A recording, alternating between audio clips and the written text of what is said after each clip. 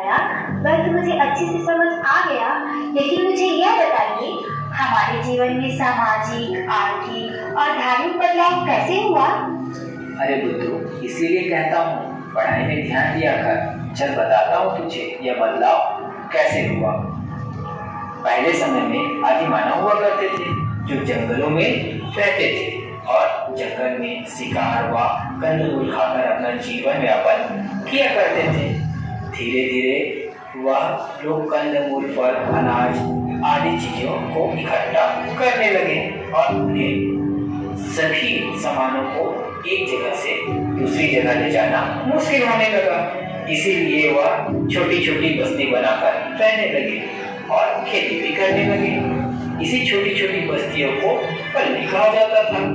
और पता है, वे जंगलों से तरह तरह की चीज इकट्ठा करते थे और उनके बदले गांव या शहर में अनाज, तेल, लोहा, नमक आदि प्राप्त करते थे और वे राजाओं को भेंट भी दिया करते थे। अच्छा, यह तो मुझे समझ आ गया, लेकिन मेरे मन में एक प्रश्न और उठ रहा है। हाँ बता। ये घुमक्कड़ लोग कौन होते हैं? घुमक्कड़ एक जगह से दूसरी जगह आना जाना अपनी जीविकोपार्जन के लिए करते हैं, जैसे कि राजस्थानी लोग, पता है ना? हाँ पता है ना, अभी पेंड्रा में मीना बाजार लगा था और वहाँ राजस्थानी लोग भी आए थे और लोहे का सामान बनाकर बेच रहे थे। हाँ वेरी गुड। और पता है ना, नाचने वाले, भिक्षु, मवेशी चराने वाले आदि लोग भी घुमक्कड़ होते हैं और वे स्थायी कृषि करने के बजाय घूम घूम कर अपना जीवन यापन किया करते हैं। अच्छा, कृषि? अच्छा, मुझे यह बताइए कृषि की वजह से समाज कैसे बढ़ा होगा? जैसे कि मैंने पहले बताया कि सभी लोग छोटे छोटे बस्ती बनाकर रहने लगे और कृषि करने लगे। इन दिनों गांव में खेती करने वाले लोगों की जनसंख्या तेजी से बढ़ रही थी। जहां पहले खेती नहीं हो सकती थी, ऐसे जगहों पर भी सिंचाई की व्यवस्था करके लोगों ने खेती करना शुरू कर दिया।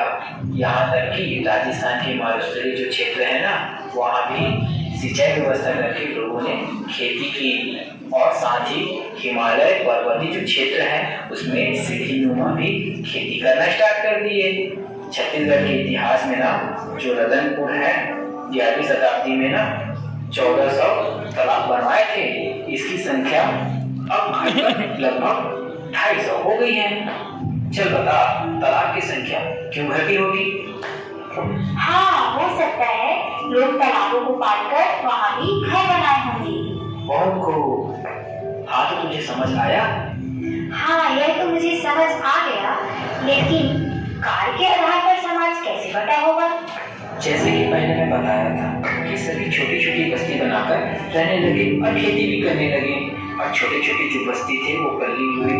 सभी पल्ली एक गांव का निर्माण हुआ और गांव की विशेषता यह थी कि गांव में कई प्रकार की जाति वाले लोग भी रहने लगे। गांव के समाज बहुत हद तक जाति व्यवस्था में बंधा हुआ था। हर जाति की अपनी अपनी बस्तियां होती थी। उनमें से कुछ लोग जानवरों का शिकार करना, उनके खाल निकालना, चमड़े की चीजें बनाना, लकड़ी काटना, शमशान के काम करने जैसे अनेक काम किए करते थे, जिन्हें गांव या शहर की सीमाओं के अंदर रहने का अधिकार नहीं था। लोग उन्हें ही भावना की नजर से देखा करते थे। इनमें चंडाल, सोबाग, सूद, मगर आदि अनेक जातियां हुआ करती थी।